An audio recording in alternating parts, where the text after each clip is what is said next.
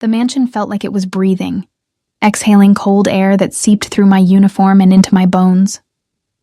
December in Chicago was always cruel, but inside this sprawling estate on the city's North Shore, winter felt almost weaponized.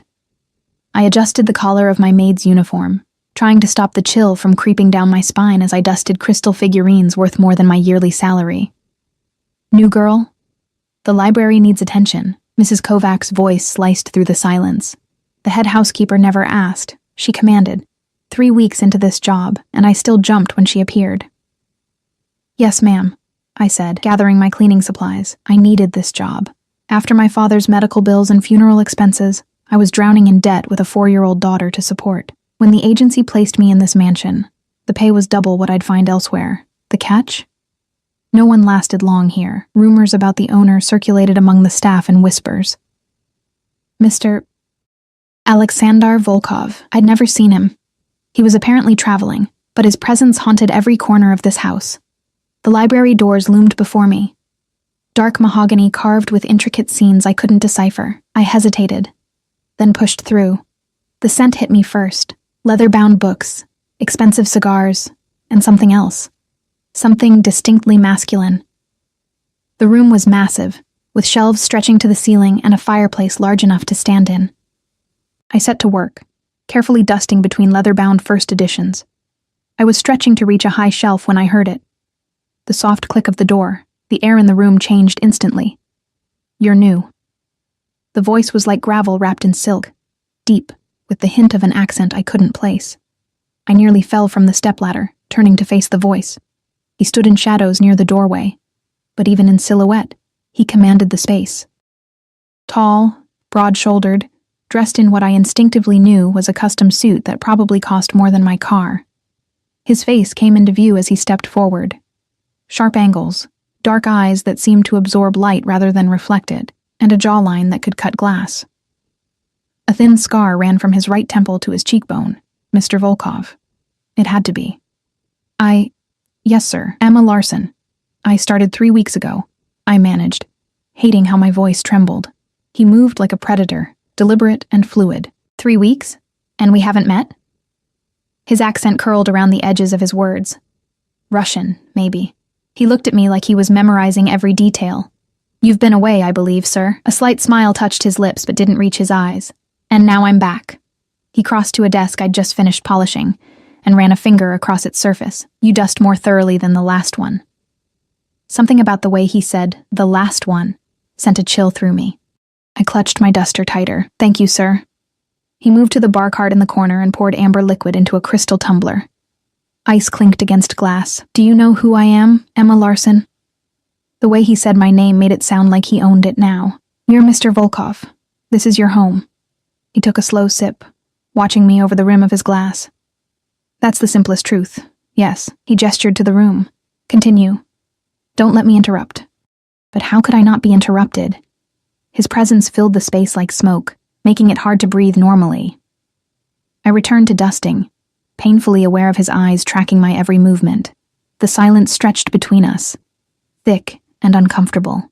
"You have a child," he said suddenly. I froze. "How did you—" "Your file.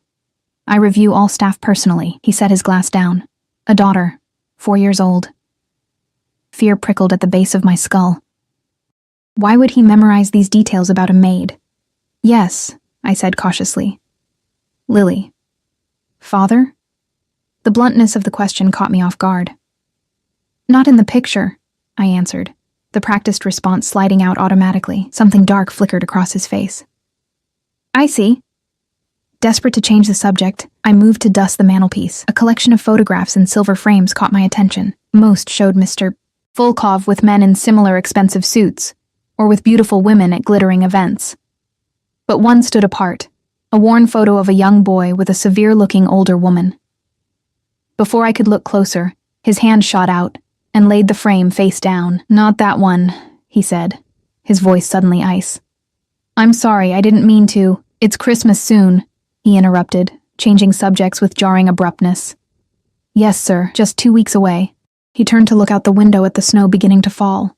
"The staff will have the day off. Mrs. Kovac arranges it. That's very generous." I said, though from the stiffness in his shoulders, I sensed this wasn't generosity, but something else entirely. And you? What will you do with your daughter on Christmas? He asked, still facing the window. The question seemed oddly personal coming from my employer. We have small traditions, nothing fancy. Opening presents, making cookies. I thought of the tiny tree in our apartment, the few wrapped gifts I'd managed to buy. Lily still believes in Santa. He was quiet for so long I wondered if I'd said something wrong. When he finally turned, his expression was unreadable. Finish up here. Mrs. Kovac will need you in the East Wing. He moved toward the door, then paused. You dust the spines of the books. The others never do. Before I could respond, he was gone, leaving only the lingering scent of his cologne and the impression that something significant had just happened, though I couldn't say what. The next week passed in a blur of Christmas preparations. The mansion transformed under the skilled hands of decorators Mr. Volkov had hired. I glimpsed him occasionally, always from a distance, always surrounded by men with telltale bulges under their jackets. Sometimes I felt his eyes on me as I worked, but when I'd turn, he'd be engaged in conversation or examining documents. One evening, as I was polishing silver in the kitchen, Mrs. Kovac approached. Mr. Volkov wants to see you. His study, now. Her pinched expression suggested this was unusual and possibly problematic. My heart raced as I made my way there, mentally reviewing if I'd made any mistakes. I knocked softly on the door. Enter. He sat behind a massive desk, suit jacket discarded, sleeves rolled up to reveal strong forearms, and the edges of what looked like tattoos disappearing beneath the fabric. Papers were spread before him, but his attention was entirely on me as I entered. Close the door. I did as instructed, my mouth dry. Your daughter, he said without preamble. She has medical issues? The question blindsided me. How did you? Answer the question, Emma. Something in his tone made it clear that evasion wasn't an option. Yes. Chronic asthma. It's expensive. He nodded as if confirming something to himself. And you work 2 jobs. It wasn't a question. The agency wouldn't have told him that. I felt suddenly exposed, as if he'd been investigating me. The weekends. At a diner, I admitted. My neighbor watches Lily. He leaned back, eyes never leaving mine. Sit down. I perched on the edge of a leather chair. I have a proposition for you. Rent. My skin prickled with warning. I'd heard stories about wealthy men and their propositions to female staff. I steeled myself to quit on the spot if necessary. I'll be alone on Christmas Day, he continued, as I am every year. This wasn't where I expected the conversation to go. I remained silent, waiting. I want to experience a family Christmas, the kind you described, with cookies and Santa. He said the last word as if it were foreign to him. I'll pay you $10,000 to bring your daughter here on Christmas Day and create this experience. I blinked, certain I'd misheard. I'm sorry? 20,000, he amended, mistaking my confusion for negotiation. For one day. You arrive in the morning, leave in the evening, cook a traditional meal, open gifts, whatever traditions entail. My mind reeled. $20,000 would cover Lily's medical expenses for years. It would change everything. But the request was so strange, and coming from this man, this dangerous man about whom the staff whispered, it felt like walking into a trap. Why? I asked before I could stop myself. His expression hardened. Does it matter? I'm offering you money that would take you a year to earn otherwise. It matters to me, I said, surprising myself with my boldness. He studied me for a long moment, then stood abruptly and walked to the window. I've never had a real Christmas, not once. The admission seemed to cost him something. Is that sufficient explanation? There was something vulnerable in his voice that contradicted everything about his imposing presence. I found myself nodding slowly. We'll come, I said, the words escaping before I'd fully decided, but no strings attached, just a normal Christmas day. He turned, and for a brief moment, I glimpsed something like relief in his eyes before it vanished behind his mask of control. Of course. Mrs. Kovac will give you details. He returned to his desk. That will be all. I rose to leave, but at the door, I paused. Mr. Volkov, what would you like for Christmas? The question seemed to startle him. No one has ever asked me that. Well, I'm asking now, I said, emboldened by the strangeness of the entire situation. He looked at me with an intensity that made my breath catch. Surprise me, Emma Larson." The words felt like both a challenge and a threat. I nodded and slipped out, my heart hammering in my chest. What had I just agreed to, and why did I feel like I'd just made a deal with the devil? As Christmas approached, I noticed changes in the house. Security tightened. Men I didn't recognize patrolled the grounds. Twice I overheard heated arguments in Russian behind closed doors. The atmosphere grew tense, but Mr. Volkov maintained a distance that made me wonder if our strange arrangement was still happening. Then, 2 days before Christmas, I found a black credit card on my cleaning cart, with a note in elegant handwriting. "For the girls' gifts, no limit. A.V." That night, after tucking Lily into bed, I sat at our small kitchen table and wondered what I'd set in motion by accepting his invitation, and whether I should be running in the opposite direction instead of straight into the lion's den. Christmas Eve arrived with a heavy snowfall that transformed Chicago into a winter wonderland. I spent the day with Lily, baking cookies and wrapping the gifts I'd purchased with Mr. Volkov's card, toys I could never have afforded on my own. I'd been conservative, despite his no-limit note, but still managed to get everything on Lily's wish list and more. "Mommy, will Santa find us at the big house tomorrow?" Lily asked as I tucked her into bed that night. I brushed her dark curls away from her face. "Of course, baby." I wrote him a special letter explaining everything. Her eyes so like her father's, the man who'd abandoned us when I told him I was pregnant, sparkled with excitement, and we're going to have Christmas with the man who owns the castle. I smiled at her description of Volkov's mansion. It's not exactly a castle. And yes, Mr. Volkov will be there. Remember what we talked about? He's never had a real Christmas before. "That's the saddest thing ever," she declared with the pure empathy of childhood. "I'm going to make him a special drawing." My heart squeezed. "That's very kind of you, Lilybug. Now sleep tight. We have a big day tomorrow." After she fell asleep, I finished packing everything we'd need. The kitchen staff had been given instructions to leave all the ingredients for a traditional Christmas dinner, which I would prepare. It seemed Mr. Volkov wanted an authentic experience, not one catered by professionals. I barely slept that night, alternating between excitement about the money and anxiety about spending an intimate family holiday with a man who radiated danger. What did I really know about Alexander Volkov? Only whispers among the staff. That he had connections to the Russian Mafia, that people who crossed him disappeared, that the business meetings held in his study weren't entirely legitimate, yet there had been that moment of vulnerability in his office, the admission that he'd never experienced a real Christmas. Despite my better judgment, it had touched something in me. A black SUV with tinted windows arrived precisely at 7 a.m. on Christmas morning. The driver, a stoic man with a telltale bulge under his jacket, loaded our bags and a box of wrapped presents. Lily bounced with excitement in her red Christmas dress and white tights, clutching her favorite stuffed rabbit. The mansion looked different upon our arrival. The usual staff was absent, and the massive Christmas tree in the foyer, which had been decorated by professionals in silver and blue, now featured colorful additions near the bottom, as though someone had attempted to make it more child-friendly. "Welcome," Volkov's voice came from the grand staircase. He descended slowly, dressed more casually than I'd ever seen him. Dark jeans and a charcoal sweater that looked soft enough to be cashmere. Without his suit armor, he appeared almost human. Lily ducked behind my legs, suddenly shy. "Thank you for having us," I said, filling the awkward silence. "This is my daughter, Lily." Volkov approached and crouched down to Lily's level, a gesture that seemed strangely humble from a man of his stature. "Hello, Lily. I'm Alex." Lily peered out cautiously. "Your house is huge. Mommy says you never had Christmas before. That's sad." A flicker of something, amusement perhaps, crossed his face. "It is sad, which is why I'm glad you're here to show me how it's done." To my surprise, he produced a small wrapped package from behind his back and offered it to Lily. "I believe one gift on Christmas morning is traditional." Lily looked to me for permission, and I nodded, thrown off balance by his thoughtfulness. She tore into the wrapping paper, revealing a beautiful music box with a dancing ballerina. "It's pretty," she gasped, opening the lid to hear the tinkling melody. "It was mine when I was a child," Volkov said softly, so only I could hear.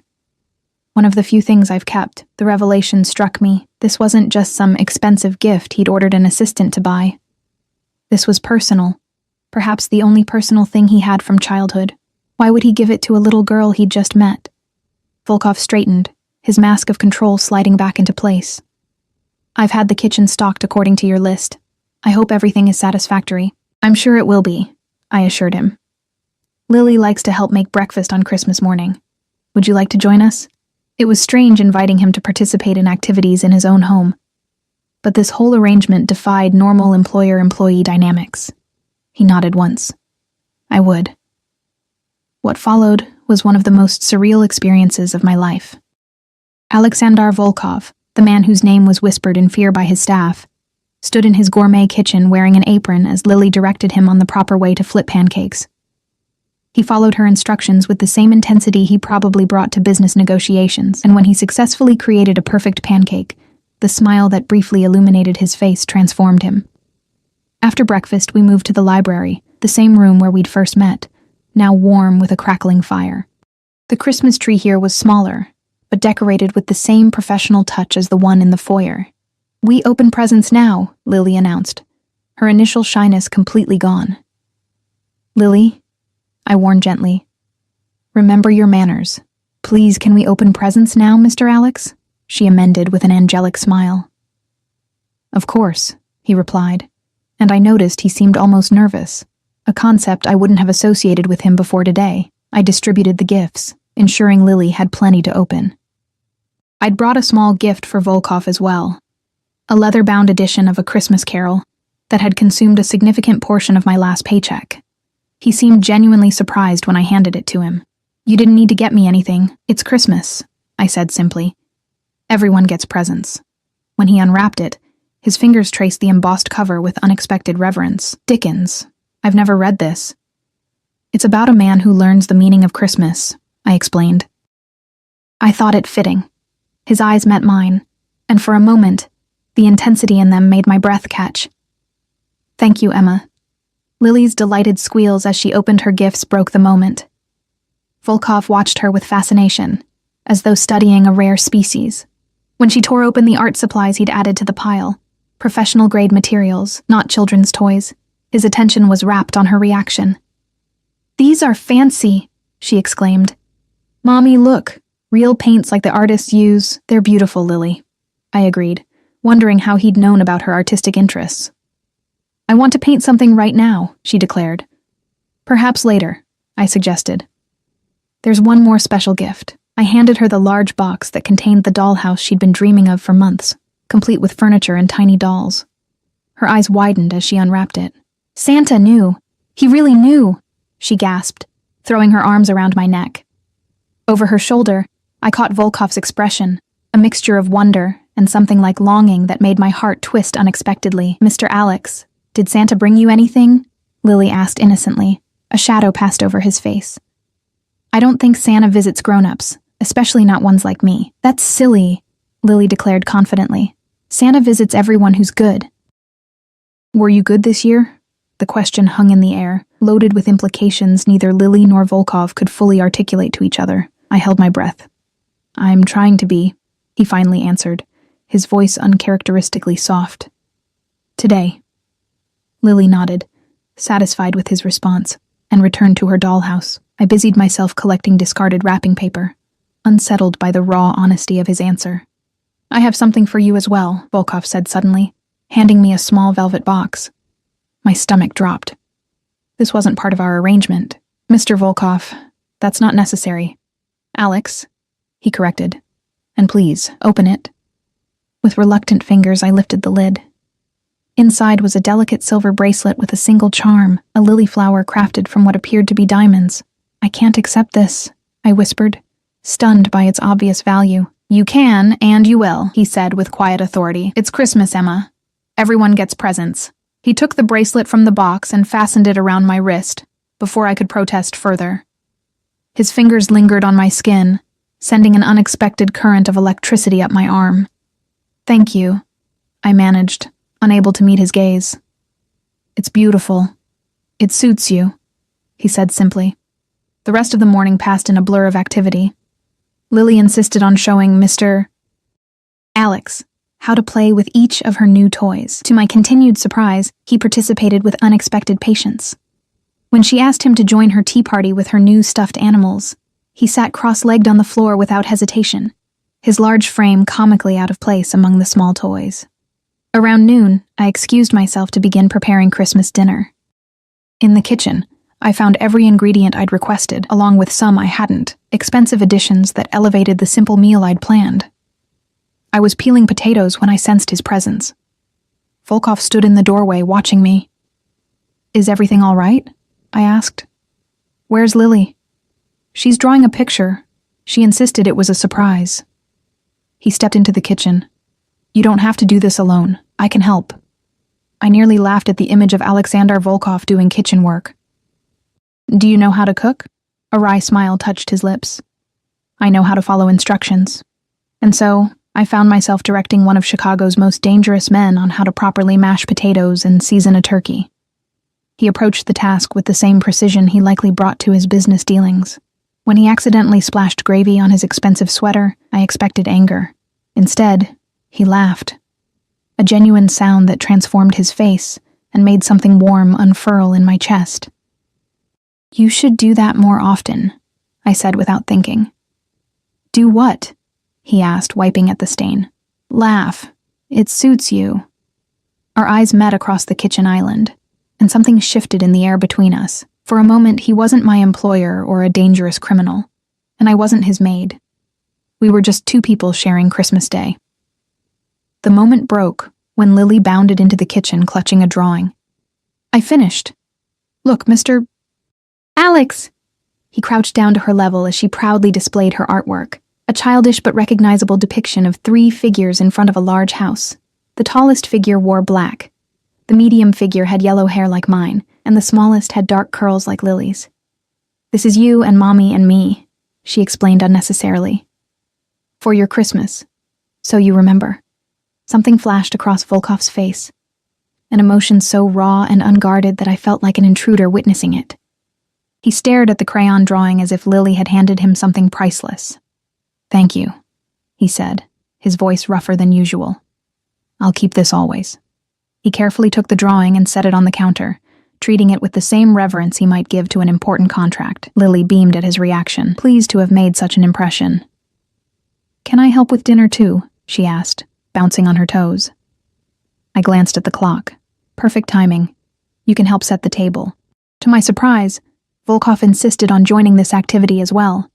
I watched as my daughter instructed him on the proper placement of forks and napkins, his massive hands looking out of place among the delicate china. There was something both comical and touching about the scene. One of Chicago's most feared men taking direction from a 4-year-old with unwavering attention. As we worked, I caught glimpses of the security personnel through the windows. They patrolled the perimeter of the property with heightened vigilance, reminding me that while we played at normal family Christmas inside, Volkov's world continued to operate around us. It was a jarring reminder of who he really was. When dinner was finally ready, we gathered in the formal dining room. Rather than sitting at opposite ends of the massive table, Volkov had arranged the settings so we sat closer together, Lily and I on one side, him on the other. The table gleamed with crystal and silver, an elaborate setting for our relatively simple meal. "This looks wonderful," he said, surveying the food.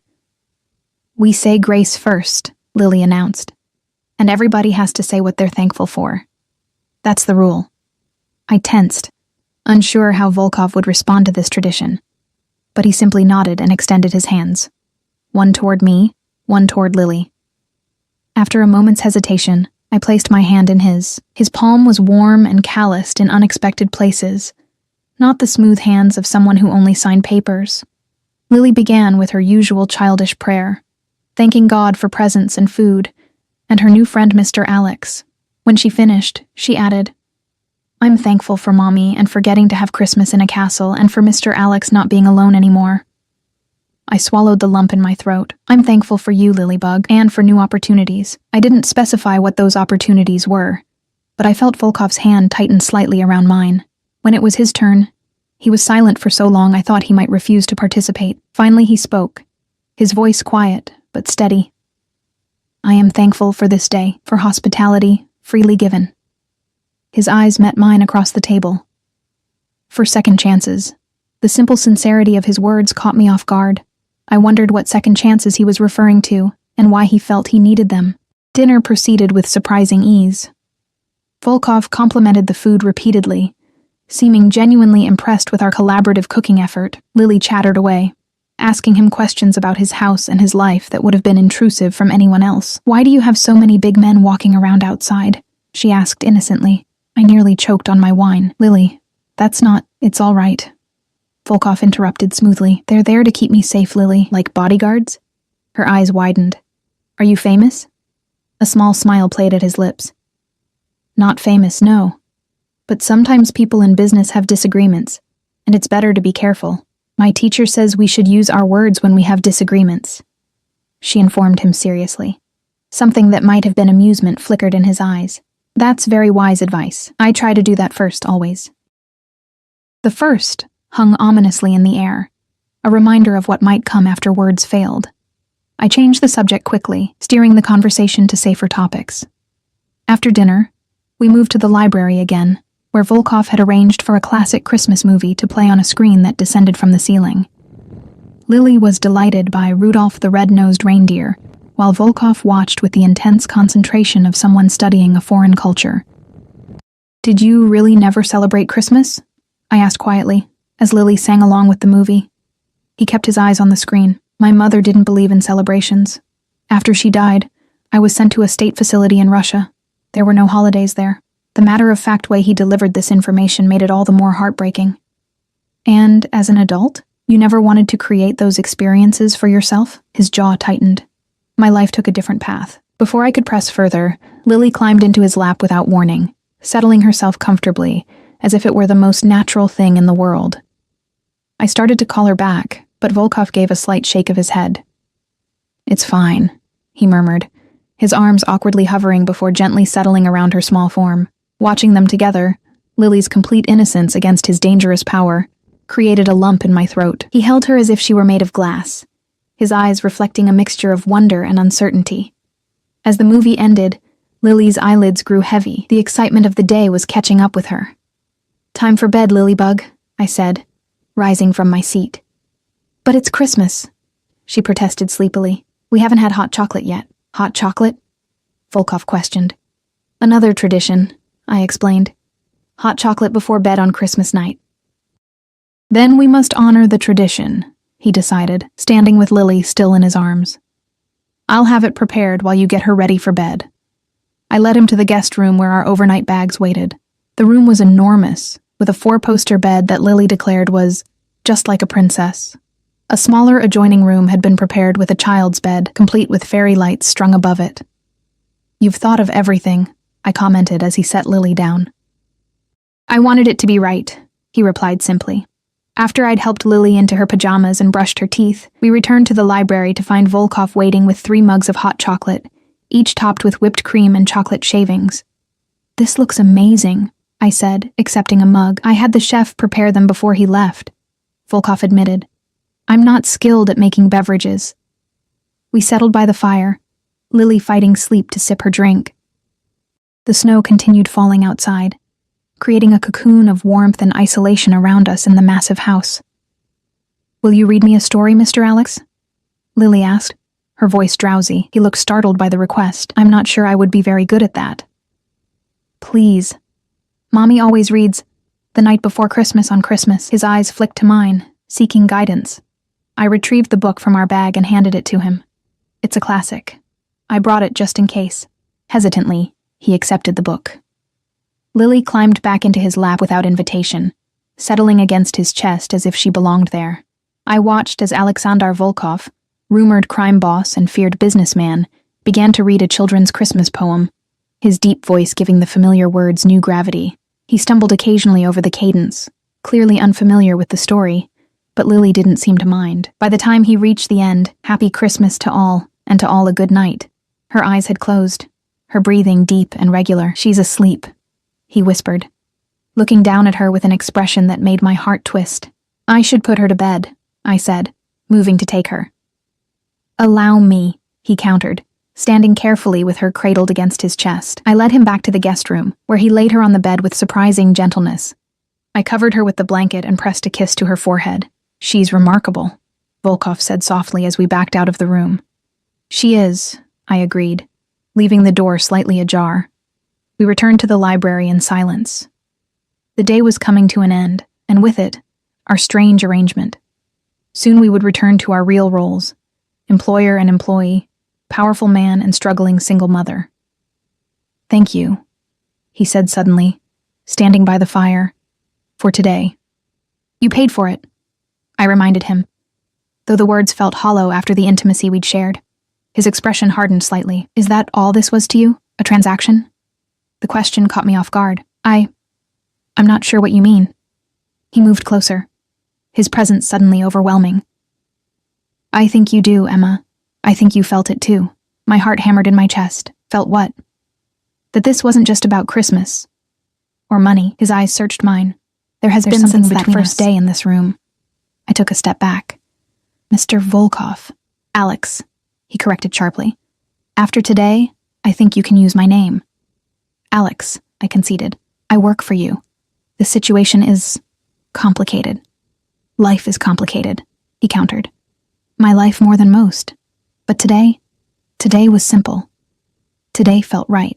There was something vulnerable in his admission, at odds with his commanding presence. I couldn't deny the connection I'd felt with him throughout the day, watching him interact with Lily, seeing glimpses of the man beneath the feared exterior. "I don't know anything about you," I said finally. "Not really." A shadow passed over his face. "Perhaps that's for the best." "Is it?" I challenged, surprising myself with my boldness. "The man I saw today, the one who read my daughter Christmas stories and helped make dinner, that man doesn't seem like someone who needs to hide. You don't understand what I've done, who I am." His voice had an edge of warning. "Then tell me," I said softly. "Help me understand." He stared into the fire, his profile harsh in the flickering light. "My business interests are diverse. Some operate in gray areas. The rumors among the staff are likely true," he finished. "I came to this country with nothing, Emma. I built everything I have through whatever means necessary. Criminal means," I clarified. His jaw tightened. "I protect what's mine. I deal harshly with enemies. I don't apologize for that." I should have been frightened by this confirmation, but instead I found myself studying him with curiosity. The dangerous man and the gentle one I'd glimpsed today, they were the same person, contradictory as it seemed. "Why me?" I asked finally. "Why choose me for this experiment?" He turned to face me fully. "You looked at me differently from the first moment. Not with fear, but with curiosity. When you speak to me, you see the man, not the reputation." He paused. "And Lily. She reminds me of someone I lost, someone I failed to protect." The vulnerability in his confession hung between us, changing the atmosphere of the room. I wanted to ask who he'd lost, but something in his expression warned me not to probe that particular wound. "I should turn in," I said instead, suddenly aware of how alone we were in the massive house. "It's been a long day." He nodded, but as I turned to leave, his hand caught my wrist, the one adorned with the bracelet he'd given me. The touch was gentle but insistent. "Stay. Just a little longer." It wasn't a command, despite his natural authority. It was a request, almost a plea.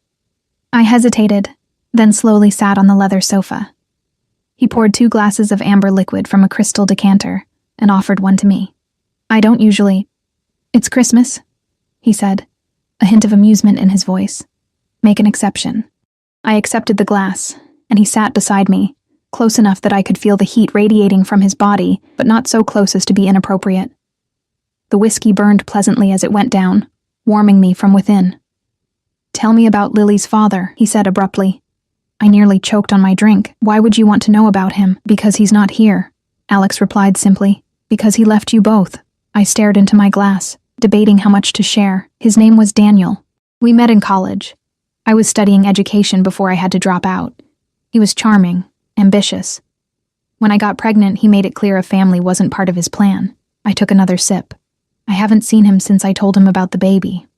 Alex's expression darkened. "He provides nothing for his child?" "He signed away his parental rights. It was cleaner that way." "Cleaner," he repeated, the word sounding like a curse on his lips. "A man who abandons his blood is no man at all." There was a vehemence in his voice that surprised me. "Not everyone is cut out to be a parent," I said, though I'd made the same judgment 1,000 times. "And you? Was motherhood your plan?" I smiled, thinking of Lily. "No, but it's the best thing that ever happened to me." He watched me over the rim of his glass. "You're a good mother. I've seen many who aren't. You sound like you speak from experience." I ventured carefully. He was quiet for a long moment. "My mother was harsh. She believed weakness should be beaten out of a child." His fingers absently traced the scar on his face. "After she died, the state facilities were worse. Children are cruel when they've been shown only cruelty." My heart ached at the matter-of-fact way he described his childhood. "I'm sorry." "Don't be.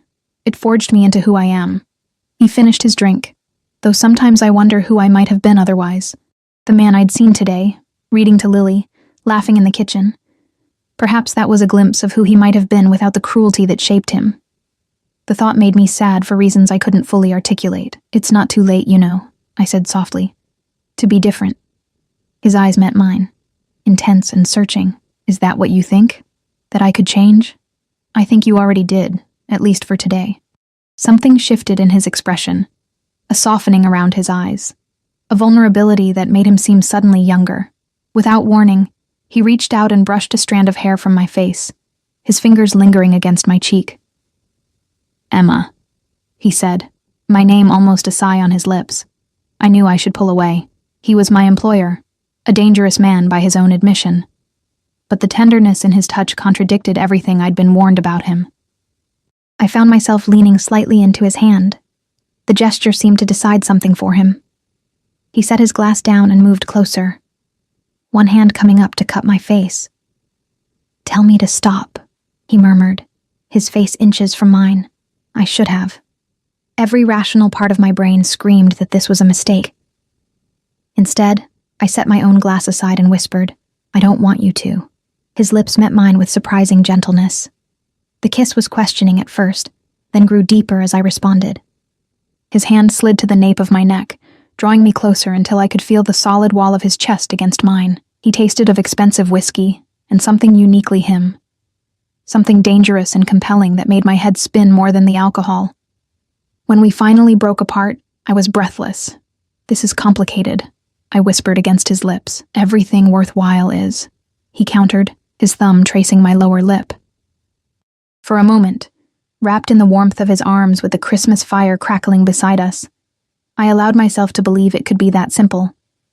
That the connection we'd formed today could overcome the vast differences in our worlds.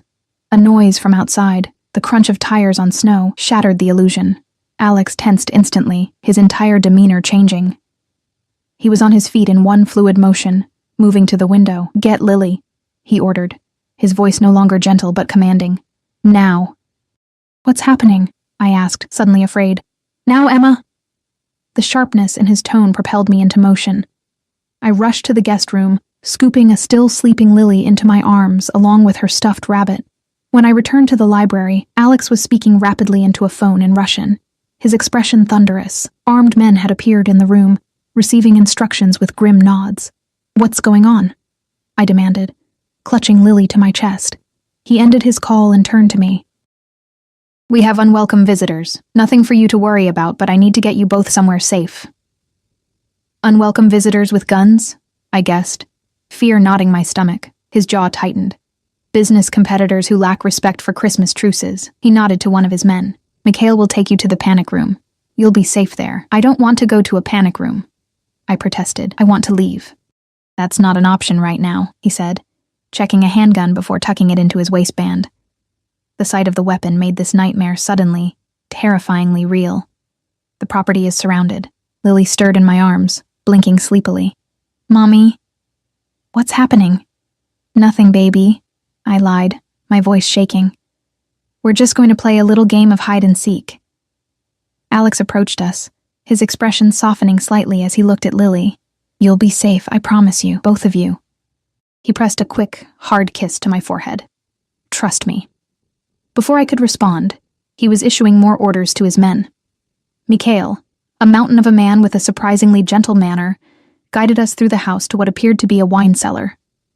He pressed a hidden panel, revealing a heavy steel door. "In here, please," he said in a thick accent. "Everything you need inside. Very safe." The panic room was smaller than I expected, but well-appointed. A couch, bathroom facilities, a cabinet I assumed contained food and water, and multiple screens showing security feeds from around the property. I settled Lily on the couch, wrapping her in a blanket. She had fallen back asleep during our hurried journey, thankfully unaware of the danger. "How long do we need to stay here?" I asked Mikhail. "Mr. Volkov will come when safe," he replied, then hesitated. "A good man, Miss Emma. Better than most think." With that cryptic statement, he closed the door, the heavy locks engaging with ominous finality. Alone with my sleeping daughter, I watched the security feeds with growing horror. Black-clad figures moved across the snowy grounds, exchanged gunfire with Alex's men. I couldn't tell who was winning, could only pray that whatever business dispute this was would end quickly. On one screen, I spotted Alex. He moved with lethal grace, directing his men while taking cover behind a stone balustrade. The man I saw now bore no resemblance to the one who had read, "The night before Christmas," to my daughter hours earlier. This was Alexander Volkov, the man whose reputation made his staff tremble. Efficient, dangerous, and utterly in control. A notification on my phone broke my horrified trance. A text from an unknown number. "Stay where you are. We'll come for you when it's over." The fighting continued for what felt like hours, but was probably less than 30 minutes. Eventually, the intruders retreated, leaving several dark forms sprawled in the snow. I felt sick watching it, knowing people had died just outside while Lily and I had been celebrating Christmas. What had I gotten us into? How could I have been so foolish as to bring my child into this man's world, dangerous as it clearly was? The door to the panic room eventually opened to reveal Alex himself. He'd changed clothes, the casual Christmas sweater replaced by tactical gear, and a darkening bruise marked his cheekbone. Otherwise, he appeared unharmed. "It's over," he said simply. I stood, anger replacing my fear. "What the hell was that?" "The Bratva doesn't respect holidays," he replied, as if that explained everything. "Gavrilov has been trying to take my territory for months." "Territory?" I repeated incredulously. "Like this is some kind of gang war? I brought my child into this." Shame flickered across his face. "I didn't expect this. There's usually a truce during holidays." "Usually? God, Alex, people are dead out there." "People who came to kill me," he countered, his voice hardening. "I don't apologize for protecting what's mine." "What's yours?" I echoed, suddenly exhausted. "Well, we're not yours. I want to leave. Now." Something like pain flashed in his eyes. "Emma." "No," I cut him off. "This was a mistake. All of it. You paid for a Christmas experience and you got it. Transaction complete." He flinched at my deliberate echo of our earlier conversation. "It was more than that. You know it was." I looked at my daughter, still miraculously asleep despite everything. "It doesn't matter what it was. I can't do this. I can't expose Lily to whatever this is." I gestured vaguely to encompass the guns, the violence, the dead men in the snow. Alex was silent for a long moment, conflict evident on his face. Finally, he nodded. "I'll have Mikhail drive you home." "Thank you," I said stiffly. He helped gather our things while I carried Lily.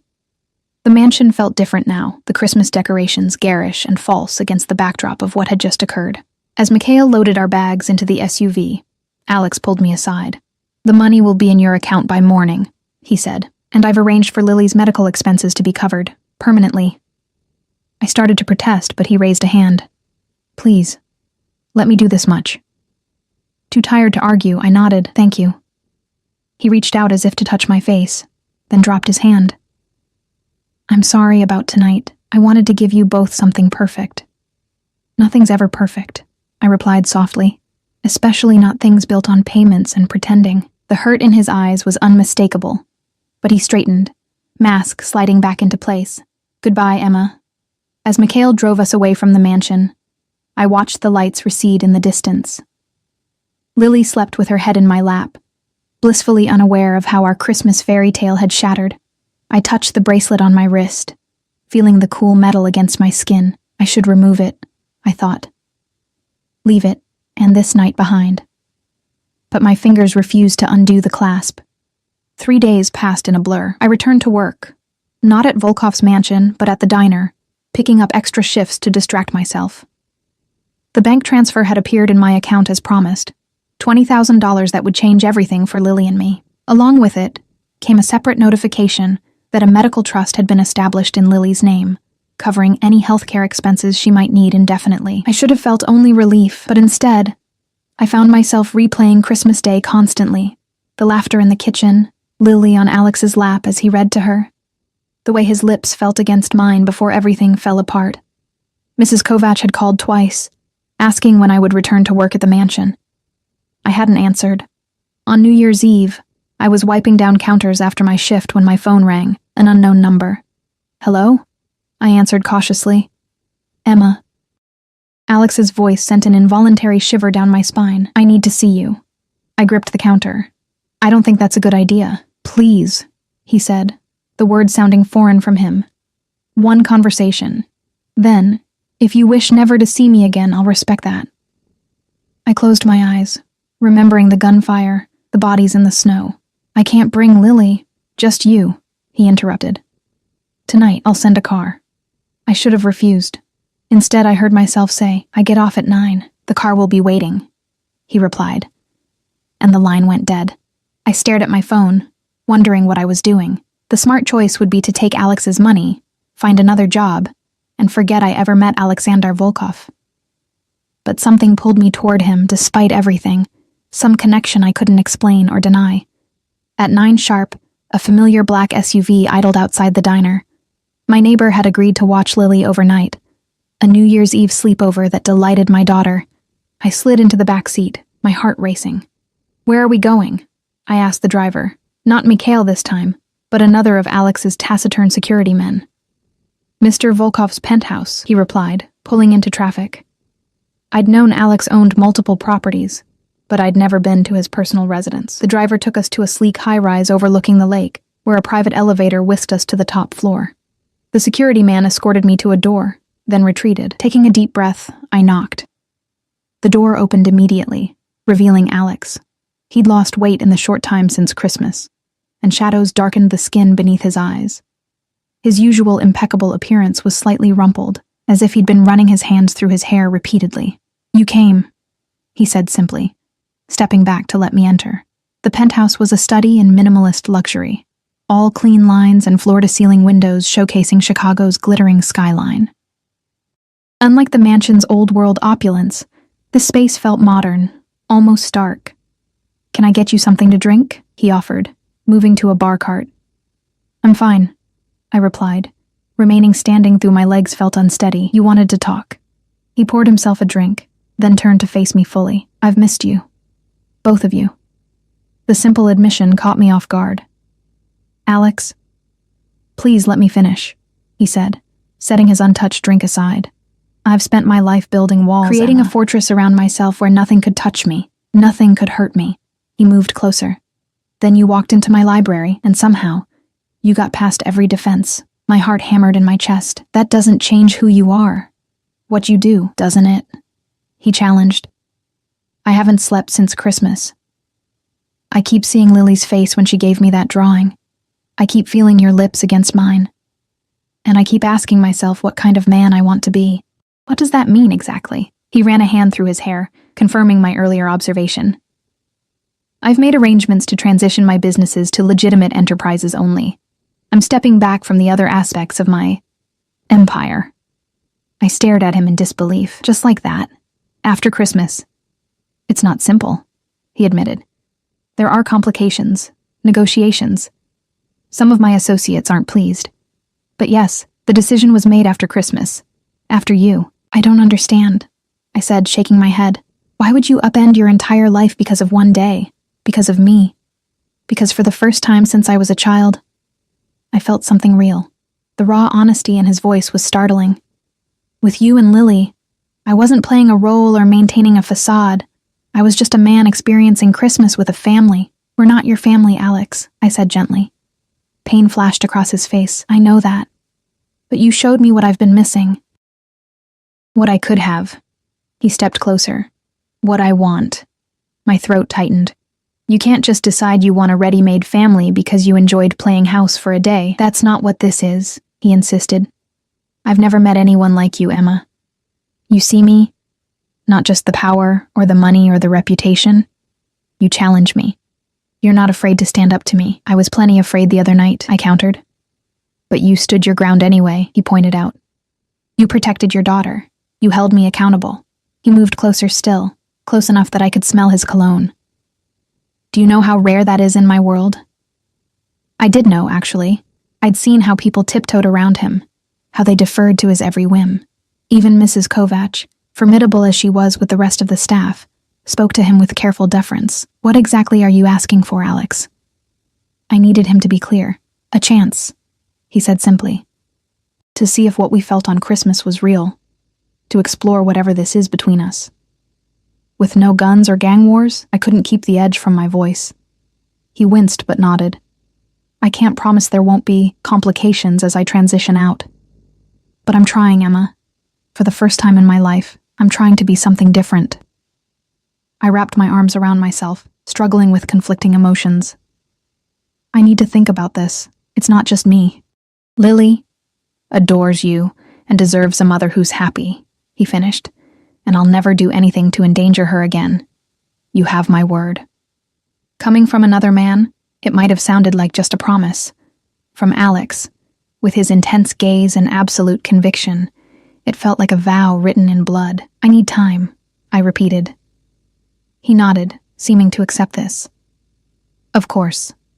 He hesitated, then added, Stay for dinner at least. It's New Year's Eve. I glanced at my watch, nearly 10. I should get home to Lily. You said she's at a sleepover, he reminded me gently. Please, Emma. Just dinner. Against my better judgment, I agreed. We ate on his terrace, despite the winter chill, warmed by outdoor heaters. The food was delivered from an upscale restaurant. Nothing we had to prepare together like our Christmas meal. The conversation flowed more easily than I expected. Alex told me about his childhood in Russia, about coming to America with nothing but determination and street smarts. I shared stories about Lily's early years, the challenges and joys of raising her alone. We carefully avoided topics like his business, or the violent interruption to our Christmas. As midnight approached, we stood at the terrace railing, watching fireworks begin to pop across the city skyline. Last year I spent New Year's Eve alone in this apartment, reviewing acquisition documents, Alex said, his voice thoughtful. I had everything I thought I wanted: success, power, respect. And now? I asked, watching his profile against the sparkling lights. He turned to me, his expression unguarded. Now I know how hollow it all is without someone to share it with. The city erupted in celebration as midnight struck. Fireworks blazed across the sky in brilliant bursts of color. Alex stepped closer, his eyes questioning. May I? He asked softly. I nodded, and he leaned down to press his lips against mine.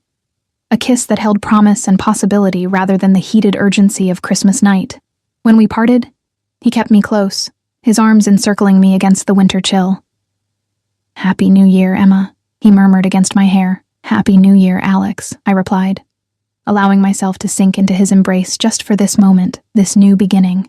The weeks that followed unfolded with careful deliberation. Alex kept his distance, respecting my request for time, but sent thoughtful gifts, not expensive jewelry or extravagances, but things that showed he'd been listening. Art supplies for Lily, a first edition of my favorite novel, Homemade Soup, when I mentioned on the phone that I had a cold. I returned to work at the mansion, though things had changed. The security was still present but less obvious.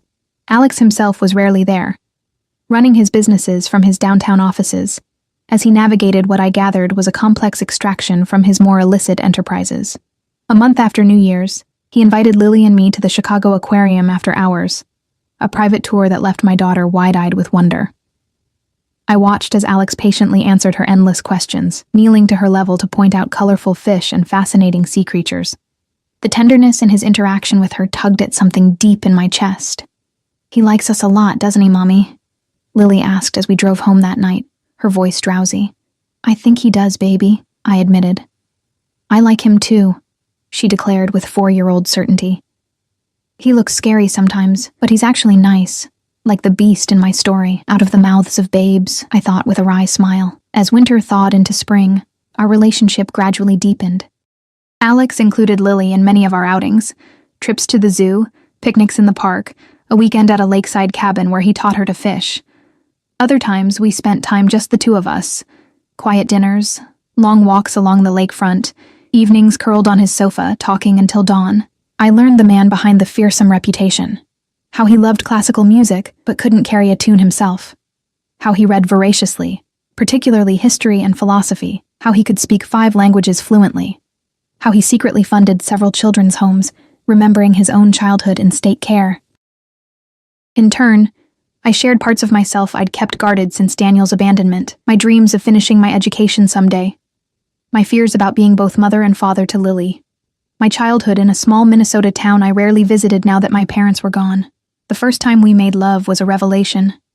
Alex's controlled power channeled into exquisite tenderness, his hands reverent as they traced my body. Afterward, he held me as if I might disappear, his vulnerability in those moments more intimate than the act itself. "I love you," he whispered against my skin. I never thought I would say those words to anyone. Tears pricked my eyes as I realized I felt the same. Against all odds, against all reason, I had fallen in love with Alexander Volkov. But shadows still lingered at the edges of our happiness. Occasionally, Alex would receive phone calls that made his expression harden, and he would step away to speak in rapid Russian. Twice he canceled our plans with vague explanations about business complications. Once, I noticed a fresh bruise on his ribs when his shirt rode up. "You promised me you were getting out," I confronted him after that discovery. "I am," he insisted, taking my hands. "But these things take time, Emma. I have obligations, commitments." "To criminal organizations," I said bluntly. He didn't deny it. "To people who have been loyal to me. I can't just walk away overnight without ensuring they're taken care of." I wanted to believe him, and mostly I did. I saw how he was changing, how he carefully kept his 2 worlds separate to shield Lily and me from the darker aspects of his life. In April, he asked me to move in with him, not to the penthouse, but to a beautiful brownstone he'd purchased in a family neighborhood with excellent schools. I hesitated, despite how much time we already spent together. "I need to know it's really over, Alex," I told him, "the dangerous parts of your business. I need to know Lily, and I won't ever be in the middle of something like Christmas night again.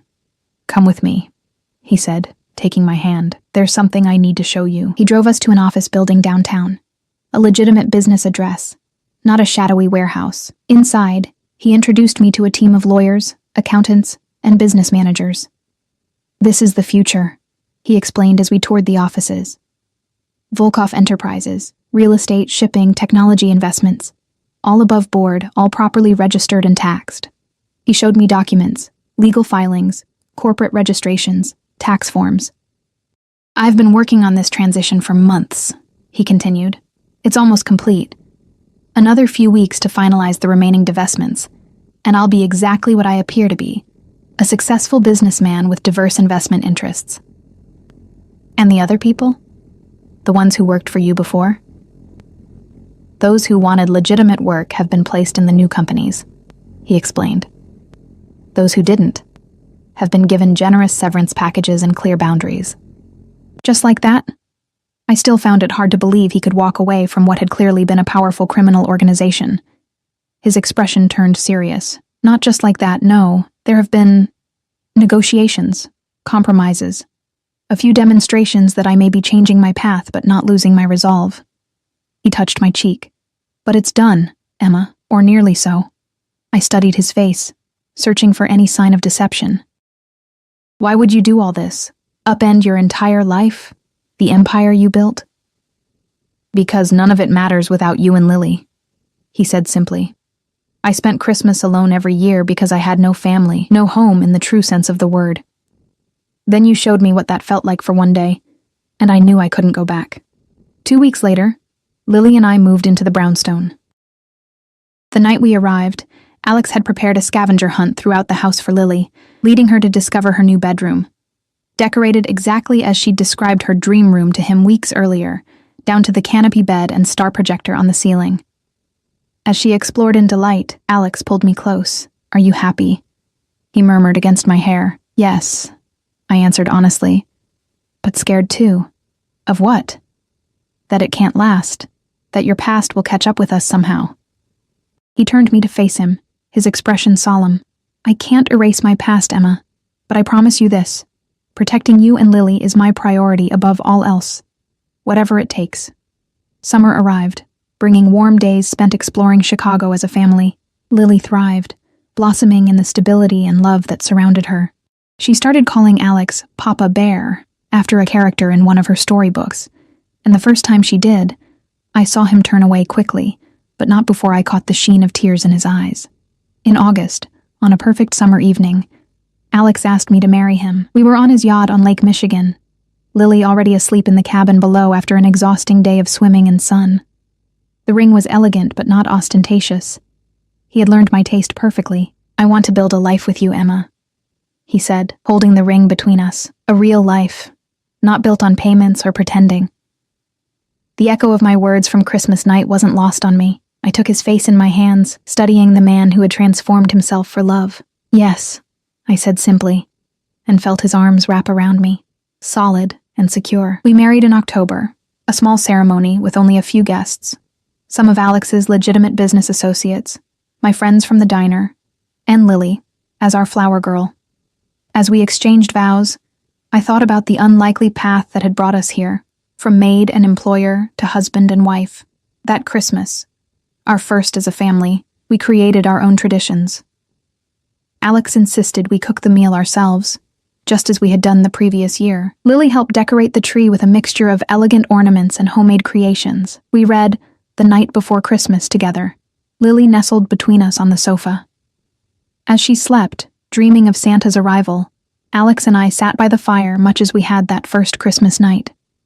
"1 year ago today, you changed my life," he said, taking my hand. "You showed a man who had everything that he actually had nothing at all." I leaned against his shoulder. "And now?" He kissed the top of my head, his voice full of wonder. "Now I have everything that matters." Outside, snow began to fall, blanketing Chicago in pristine white, not like the snow stained with violence from the previous year, but clean and full of possibility. Like us. Like our future. "Merry Christmas, Alex," I whispered. "Merry Christmas, my love," he replied. The first of many. And as the fire crackled beside us and our daughter slept peacefully upstairs, I knew he was right. The path that had brought us together had been unexpected and sometimes frightening, but it had led us home, to each other, to family, to love that had transformed a lonely man who spent every Christmas alone into a husband and father who would never be alone again.